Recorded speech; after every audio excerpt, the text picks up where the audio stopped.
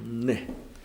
자, 이번 시간에는 제43회 기출문제의 실무 이론 평가 문제 같이 풀어보겠습니다. 자, 여러분 교재에 534페이지 펴주시고요. 먼저 1번 문제는 손익계산서에 대한 설명으로 옳은 것은 이랬네요. 옳은 것. 자, 1번은 보겠습니다. 자본의 크기와 변동에 관한 정보를 제공한다. 자본 변동표죠. 1번은. 다음 2번. 수익과 비용은 각각 총액으로만 보고해야 한다. 총액으로만이라는 것은 예외가 없다는 것인데 우리가 총액으로 표시하는 게 원칙입니다. 원칙. 그래서 2번은 만약에 다른 게 옳은 게 없다면 2번이 될 수도 있지만 총액으로만 이게 좀 걸려요. 다음 3번. 일정 기간 기업 실체에 대한 현금의 유입과 현금 유출에 대한 정보를 제공하는 재무보고서이다. 이거는 3번은 뭐를 말하냐면 뭐를 말할까요? 재무제표 중 현금 흐름표를 말하는 거죠. 현금 흐름표. 그래서 아니고. 그다음에 4번. 당해 회계 기간의 경영 성과를 나타낼 뿐만 아니라 기업의 미래 현금 흐름과 수익 창출 능력 등의 예측에 유용한 정보를 제공한다. 네, 4번 완벽히 맞았습니다. 자, 2번은요. 손익계산서가 수익과 비용을 표시하는 건 맞습니다. 그렇죠? 그러나 총액으로만 표시하는 것은 아니죠. 그래서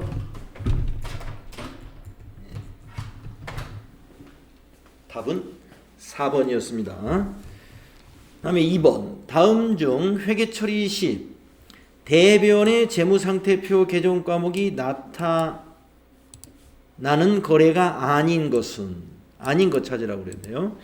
그러면 대변의 재무상태표 개정 과목이라는 건 재무상태표에는 뭐가 있어요? 자산, 부채, 자본이 있는 거죠. 그래서 대변이 자산, 부채, 자본이 아닌 것을 우리가 찾으면 되겠네요. 그죠? 1번. 기말결산 시 특허권에 대한 무형자산 상각비 10만 원을 계상하면요. 무형자산은 대변에 뭐가 와요? 무형자산 직접 상각하니까 차변은 무형자산 상각비, 대변은 자산입니다. 무형자산 개정 과목이 오죠. 특허권이 오죠. 다음에 2번. 외상으로 매입한 상품 대금 500만 원을 보통예금 계좌에서 이체했습니다. 대변의 보통예금 가죠? 보통예금 자산이죠. 다음 3번. 주식회사 한공의 외상매출금 500만 원을 어음으로 받았습니다. 그러면 대변의 외상매출금이 가죠? 자산 되겠습니다. 다음 4번. 구입시 전액 비용 처리한 소모품에 대하여 기말 결산 시 미사용액 10만 원을 계상한다. 그러면 차변의 소모품, 대변의 소모품 B가 오죠. 대변의 소모품 B. 그래서 답은 4번이 되겠네요. 대변에 오는 게 비용이 오니까요. 다음에 3번 문제 보시면 다음 자료를 기초로 상품의 기말 재고액을 계산하면 얼마냐 이랬습니다. 상품의 기말 재고액을 구하라. 항목이 되게 많은데요.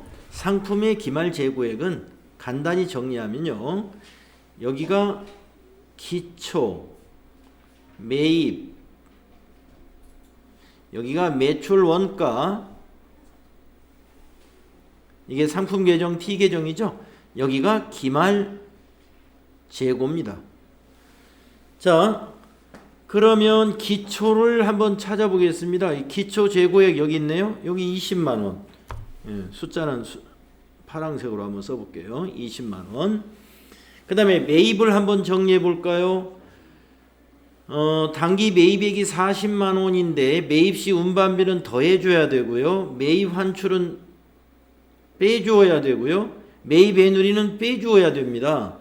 그러면 운반비하고 빼줘야 될 것하고 같네요. 금액이. 예, 그래서 이건 40만 원이 그대로 순매입액이 되겠습니다. 그러면 차변의 합계는 60만 원입니다. 그러면 이제 매출 원가를 알아내면 기말은 구해지는 거죠. 자, 매출 원가는 이 두 개를 알면 매출 원가를 알 수 있죠. 총 매출액이 60만 원인데 매출 총이익이 15만 원이라면은 그 45만 원이 원가란 얘기죠. 45만 원이. 그래야 매출 총이익이 15만 원이 나오지 않겠습니까? 그러므로 기말은 대변의 합계 60만 원이 되려면 기말이 얼마가 돼야 되느냐? 이걸 계산하면 돼요. 그래서 기말 재고액은 15만 원. 우리가 뭐가 하나? 매출 환입. 요 매출 환입이 다행히 15만 원이 보기에 없었어요. 그래서 안 틀렸습니다. 자, 매출 환입이라는 것은 매출을 했는데 반품이 들어왔으니까 매출이 60이 아니라 55만 원이었던 거죠. 55만 원 순매출액이.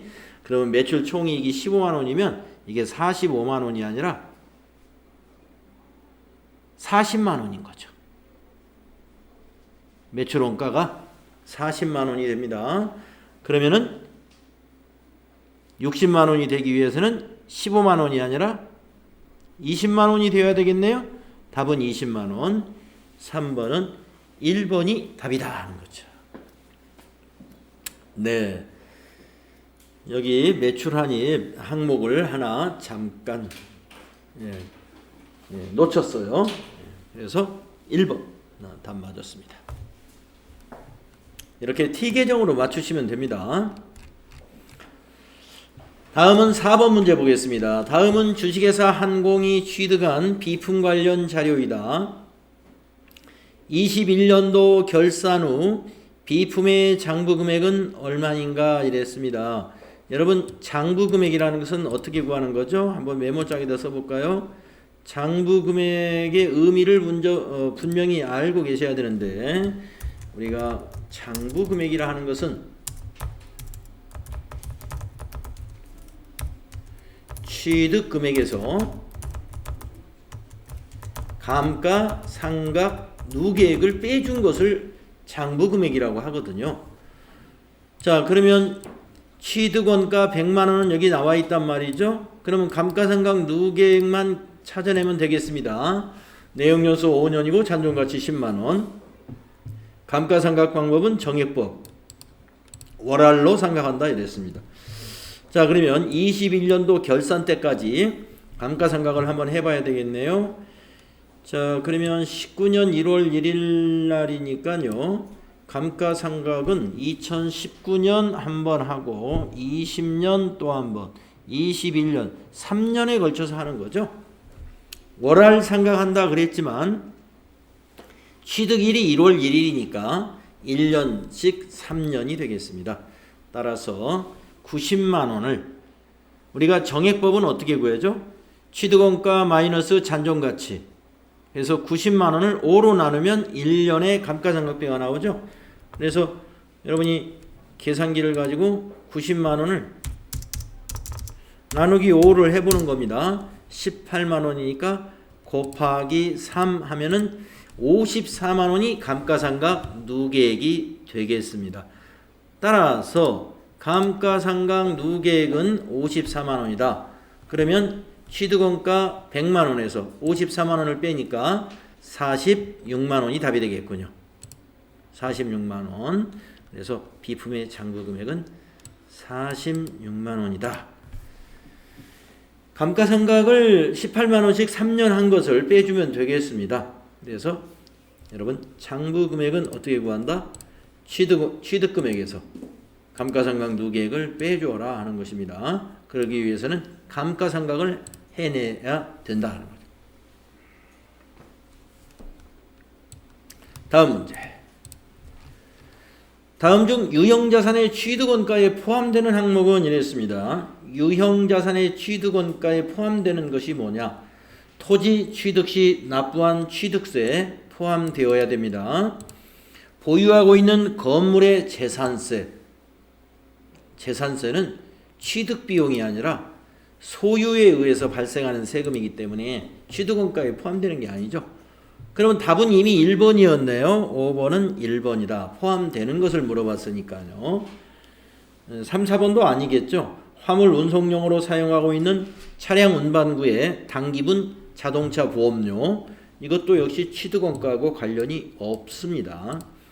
사용 중인 기계장치의 현상 유지를 위한 부품 교체비, 수선비로 비용 처리해야죠. 취득원가가 아니겠다는 거죠. 1번이고요. 5번은 아주 쉬운 문제였고, 다음 6번. 주식의 발행에 관한 다음 설명 중 가와 나에 들어갈 자본의 분류로 옳은 것은 이랬습니다. 먼저 가부터 한번 찾아볼까요? 주주로부터 현금을 수령하고 주식을 발행하는 경우에 주식의 발행 금액이 액면 금액보다 크다면 그 차익을 주식 발행 초과금으로 하여 자본 잉여금으로 분류하죠. 가번은 주식 발행 초과금은 자본 잉여금이라는 것이죠. 뭐 답은 4번으로 나왔어요. 그렇죠? 그러면은 나번도 한번 공부하는 차원에서 읽어보겠습니다. 주주로부터 현금을 수령하고 주식을 발행하는 경우에 주식의 발행 금액이 액면 금액보다 작다면 그 금액은 주식 발행 초과금의 범위 내에서 상계 처리하고 미계상된 잔액이 있는 경우에는 나의 주식 할인 발행 차금으로 회계 처리한다. 자본 조정에 자본 조정에 해당이 되고요. 여러분 이게 무슨 말이냐면은 상계 처리한다는 말 알고 계시죠? 우리가 이 주식 발행 차금과 주식 발행 초과금은 두 계정 과목이 모두 잔액이 나올 수가 없어요. 그래서 만약에 할인 발행을 했다 하더라도 주식 발행 초과금이 기존에 있었다면 그 범위 내에서 먼저 상계 처리하고 나머지 잔액의 경우에만 주식 할인 발행 차금으로 회계 처리한다는 사실입니다. 주식 발행 초과금도 마찬가지예요. 이것도 주식 발행 초과금이 초과 발행한 금액 모두를 처리하는 것이 아니라 혹시 주식 할인 발행 차금이 있었다면 마찬가지로 주식 발행 초과금도 주식 할인 발행 차금 범위 내에서 먼저 상계 처리하고 미계상된 잔액을 주식 발행 초과금으로 하는 것이다. 요 두 개가 모두 이 두 개는 상호간 상계하는 계정 과목이에요. 상계 처리를 먼저 하는 거예요. 자, 그래서 가와나에 들어가는 것은 자본잉여금과 자본조정이었죠. 다음에 7번. 당기의 지출 관련 자료가 다음과 같을 때 판매비와 관리비는 얼마인가? 판매비와 관리비 도소매업을 가정해서 확인을 해보겠습니다. 상품 운반 시의 운반비는 판매 관리비입니다. 영업 부서의 회식비, 복리후생비로서 판매 관리비입니다. 상품 매출 시 운반비, 1번 틀렸어요. 제가 잠깐 이것도 제가 잘못 읽었습니다. 매입 시 운반비는요 판매비와 관리비가 아니고 여러분 이건 뭘로 처리할까요? 상품으로 처리합니다. 이건 상품의 매입 원가니까 상품 매입 시 운반비는 상품 취득 원가로 가산해요. 이건 상품이에요. 판매비와 관리비 비용이 아닙니다. 밑에 운반비가 또 나와서 다행히 또 체크가 됐습니다. 그래서 첫 번째 나온 10만 원은 상품이고요. 이거는 판매비와 관리비입니다. 매출할 때의 운반비는 판매비와 관리비. 다음 네 번째, 은행 차입금에 대한 이자. 여러분 차입금에 대한 이자는 우리가 이자 비용으로서 영업외 비용으로 분류하죠. 영업의 비용입니다. 따라서 판매비와 관리비는 회식비와 매출 시 운반비 50만 원이 답이 되겠습니다. 자, 8번 문제로 가보면요. 다음은 주식회사 한공의 재고자산 관련 자료이다. 기말에 인식할 재고자산 평가 손실은 얼마냐 이랬습니다. 여러분, 재고자산 평가 손실은 어떻게 구하죠?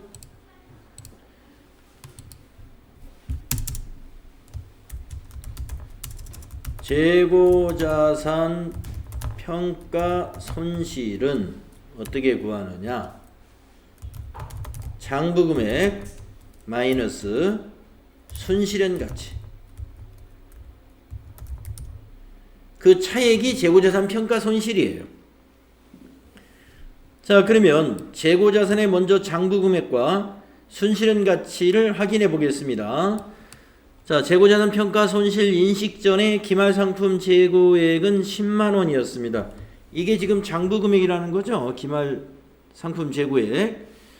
기초 재고자산 평가 충당금 잔액이 8,000원이 있었어요. 기말 재고자산의 순실현 가치는 72,000원이다 이랬습니다. 자, 기초 재고자산 평가 충당금이 또 있었군요. 자, 그러면 우리가 우선 요 기초가 있는 것 제외하고 보겠습니다. 기말 장부금액이 10만 원인데 순실현 가치가 72,000원이면 요 차액, 이게 당기의 재고자산 평가 손실이 발생하는 겁니다. 그러면 얼마냐? 28,000원이 되죠. 요 차액. 예. 그래서 재고자산 평가 손실은 28,000원인데 기초 재고자산 평가 충당금 잔액이 8,000원이 있다 그러면요, 이 8,000원을 여기서 빼줘야 됩니다. 8,000원을. 그래서 8번의 답은 1번이 됩니다. 재고자산 평가 충당금 잔액은, 기초 재고자산 평가 충당금 잔액은 빼주는 항목이에요. 재고자산 평가 손실에서. 그래서 당기는 22만 원이다.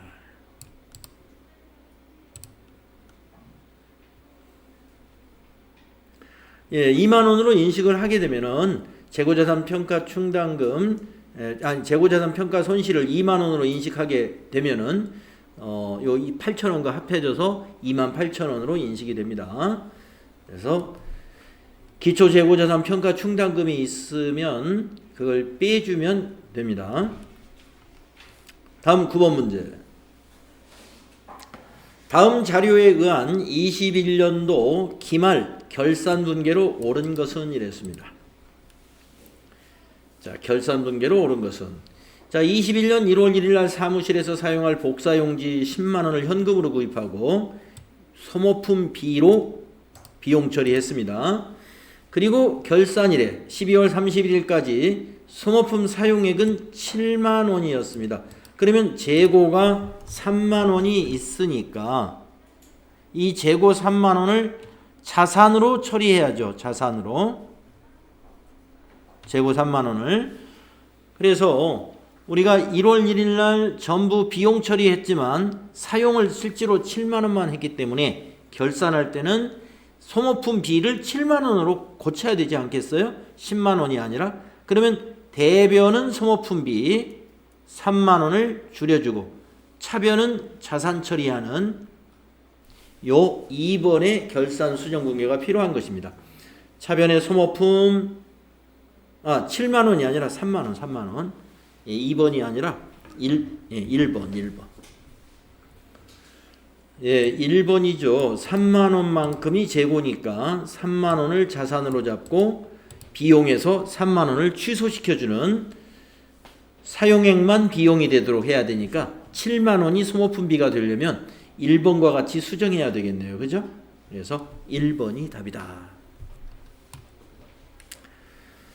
자, 다음에 10번 문제 보겠습니다. 다음은 주식회사 한공의 외상매출금 계정이다. 이를 통해 알 수 있는 내용으로 옳은 것은 이랬습니다. 자, 외상매출금 자산이죠. 그래서 예, 이런 문제는 보기를 보면서 옳은 것을 찾아내면 돼요. 1번 기중 대손 발생액이 20만 원이다. 여러분 외상매출금 계정에서 대손이 발생하면 대변에다 기록하잖아요. 그리고 상대 계정 과목은 대손 충당금으로 회계 처리하죠. 대손이 발생했다 그러면 차변에 대손 충당금, 대변이 외상매출금이 되는 겁니다. 분계가. 그래서 20만 원이 아니라 9만 원이 돼 있네. 9만 원. 그런데 7월 8일 날 7월 8일 날 또 뭐가 있었어요? 차변이 대손상각비, 대변이 외상매출금. 이것은 왜 그랬을까요? 대손 충당금 잔액이 없어서 다 비용 처리한 거예요. 그래서 7일 날 거와 3월 7일 건과 7월 8일 건 두 개를 합쳐야 되겠습니다. 그래서 이건 맞았어요. 예. 기중 대손 발생액은 20만 원이다. 그러면 답은 1번인가요? 자, 2, 3, 4 어떻게 틀렸는지 보겠습니다. 외상매출금 당기 회수액은 220만 원이다. 자, 외상매출금 회수하면 대변에 기록하죠. 예, 여기 1월 5일 날 당좌예금으로 회수한 게 하나 있고요. 그래서 200만 원 이거밖에 없네요. 맞았어. 200만 원인데 여기 220이라고 그랬죠? 그래서 틀렸습니다. 200만 원인데 금액이 틀렸고요. 다음에 당기말 외상매출금 미회수 잔액은 300이다. 당기말의 미회수 잔액이라는 건 차기로 넘어가는 거죠. 예, 780만 원입니다. 그런데 300만 원이다 했기 때문에 이것도 금액이 틀렸고. 그 다음에 4번 전기말 외상매출금 대손 예상액은 11만 원이었다. 그러면 전기말의 대손 예상액만큼 대손 충당금이 있었을 거 아니에요.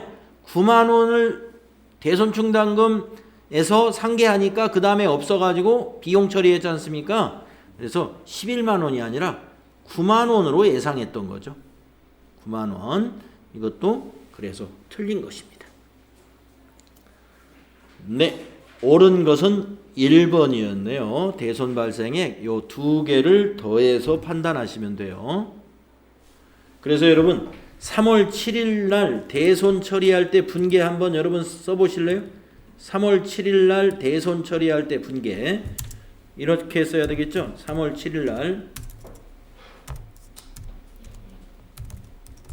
분계가 차변의 대손 충당금 9만 원 그리고 대변이 외상매출금 9만 원. 요 분계를 외상매출금 계정에 전기하면은 외상매출금 대변이잖아요. 그래서 외상매출금 대변에 상대 계정 과목 대손 충당금이라고 적고 9만 원 이렇게 전기하는 거예요. 이것을 전기한 게 지금 이거예요. 자, 그러면 또 7월 8일 분계 한번 해볼까요? 7월 8일 날의 분계는 이거였습니다. 차변이 대손 상각비 11만 원. 대변은 역시 외상 매출금 11만 원.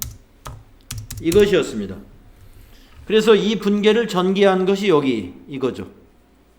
자, 외상 매출금 계정을 찾아가 가지고 대변에다가 상대 계정 과목 대손 상각비라고 적고 11만 원 이렇게 전개하는 거거든요.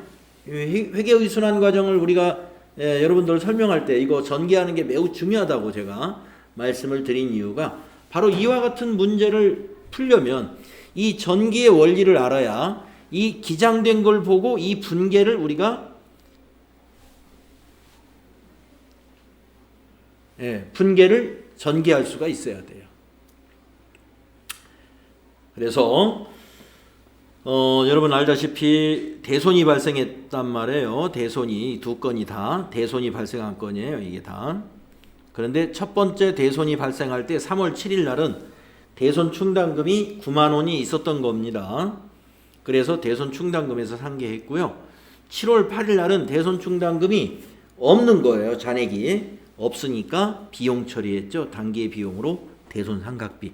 그래서 아까 전기에 대손으로 추정했던 대손 충당금은 9만 원이었다라고 우리가 보는 거죠. 여기 전기말 외상매출금 대손 예상액은 11만 원이 아니라 9만 원이었기 때문에 9만 원 상계시키니까 그 다음에 대손 충당금이 하나도 없어서 모두 비용 처리해 버렸잖아요. 이렇게 각각의 분계를 여러분이 하실 수 있도록 이해가 되셔야 됩니다. 그래서 옳은 것은 1번이었어요. 자, 다음에 11번부터는 부가가치세 문제죠. 다음 중 부가가치세 납세 의무에 대하여 바르게 설명하고 있는 사람은 이랬습니다. 자, 사업자 등록을 하지 않으면 부가가치세 납세 의무는 없어. 틀렸죠. 사업자 등록을 하지 않으면 가산세가 붙을 뿐이지 부가가치세 의무가 납세 의무가 없는 것은 절대 아닙니다. 다음에 국가나 지방자치단체는 부가가치세 납세 의무가 없어. 있다 그랬죠. 과세 또는 과세 용역을 공급하는 경우에는 납세 의무가 발생합니다. 다음 간이과세자는 납세 의무가 있지만 면세사업자는 납세 의무가 없어. 그렇죠. 예. 간이과세자도 납세 의무자가 있어요. 과세사업자니까. 그런데 면세사업자는 부가가치세가 과세되지 않는 사업자란 말이에요. 그래서 납세 의무가 없습니다. 그 다음에 사업 목적이 비영리인 경우에는 부가가치세 납세 의무가 없어. 영리 비영리를 따지지 않죠. 그래서 바르게 설명한 사람은 준이가 되겠죠. 다음 12번 부가가치세법상 과세 대상에 해당하는 것은 이랬는데요. 담보를 제공하는 거 공급으로 보지 않습니다. 기계장치 매각은 과세죠. 매출채권의 양도, 매출채권의 양도, 매출채권 하면 이제 어음 같은 것인데 이거는 우리가 과세하지 않죠. 상품권의 양도, 이런 매출채권이나 상품권 같은 유가증권의 양도는 부가가치세가 과세되지 않습니다. 2번이었고요. 13번 다음 자료를 이용하여 주식회사 한공의 21년 제2기 확정신고 시 부가가치세 과세 표준을 계산하면 얼마인가 이랬습니다. 자, 확정신고시라고 그랬고요. 과세 표준을 계산하는데 2기 확정신고 기간이면 10월 1일부터 12월 31일이 과세 기간이라는 것부터 먼저 체크해야 됩니다. 모두 기간 날짜는 이상이 없습니다. 자, 그러면 과세표준 공급가액을 한번 계산해 볼게요. 사업용 건물에 부과된 조세물납.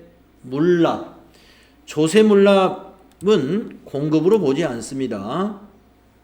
사업용 건물에 부과된 조세의 물납은 이것은 과세거래가 아니다 하는 거죠.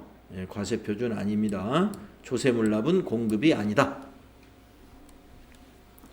다음에 거래처에 제공한 판매 장려품의 원가. 원가는 500만 원이지만 우리가 이것은 사업상 증여로 간주공급으로 과세를 하는데요. 이때 과세표준은 시가를 적용합니다. 시가. 이게 아니고 원가가 아니고 시가를 과세표준으로 적용하고 있습니다. 다음 건 사업용 화물 트럭의 매각. 화물 트럭 매각했죠. 과세 표준입니다. 따라서 900만 원과 100만 원을 더해서 답은 3번이 과세 표준에 합계가 되겠습니다. 3번 1000만 원이 되겠다. 다음에 14번은요. 부가가치세법상 세금 계산서에 발급 의무가 있는 것은 이랬습니다. 거래처에 판매 장려품을 지급했다. 판매 장려품 사업상 증여라고 하는 거죠. 간주 공급에 해당되는데 의무가 없습니다. 영수증 발급 대상 사업자가 신용카드 매출전표를 발급하는 경우 신용카드 매출전표를 발급하면은요, 세금기단서 발급 의무 없죠. 항공기에 의하여 외국 항행 용역을 제공하는 경우 이건 항공권 발매로서 의무가 끝나요. 없습니다. 4번 내국 신용장에 의해 수출업자에게 재화를 공급하는 경우 이거는 내국 신용장에 의해서 수출업자에게 재화를 공급하는 것은 국내 거래에 해당이 돼요. 영세율 세금계산서를 발급해 줘야 됩니다. 영세율 세금계산서를 주고받도록 되어 있어요. 그래서 의무가 있습니다. 4번이고요. 다음에 15번. 다음은 항공기업의 전자제품 제조업이랍니다. 21년 제2기 부가가치세 확정 신고 관련 매입 내역이다. 이 중 매입세액을 공제받을 수 없는 금액은 얼마인가 이랬습니다. 단 세금계산서는 적법하게 수취하였고 매입세액을 공제받기 위한 절차를 모두 이행하였다 이랬어요. 자, 날짜가 없으니까 모두 기간은 해당이 된다고 보시고요. 공제받을 수 있는 거를 한번 따져보겠습니다. 제품 운반용 트럭 구입비용, 그러면 구입비용이 700이면 여기서 지금 우리는 뭘 계산해야 되느냐면은 금액, 공제받을 수 없는 금액을 물어봤어요. 매입세액을 공제받을 수 없는 금액. 그러니까 이 세금 물어본 게 아니군요. 네. 자, 가번은 공제받을 수 있습니다. 그 다음에 나번 거래처 접대용 선물. 네, 이거 공제받을 수 없죠. 그 다음에 토지 조성을 위한 공사비용. 이거 공제 못 받습니다. 토지 관련 매입세. 그래서 800만 원을 답으로 3번이 되겠습니다. 자, 이렇게 해서 우리 43회의 이론 문제 15개 풀이해 봤는데요. 혹시 여러분이 풀면서 추가적인 질문 있으신 분 질문 받을게요.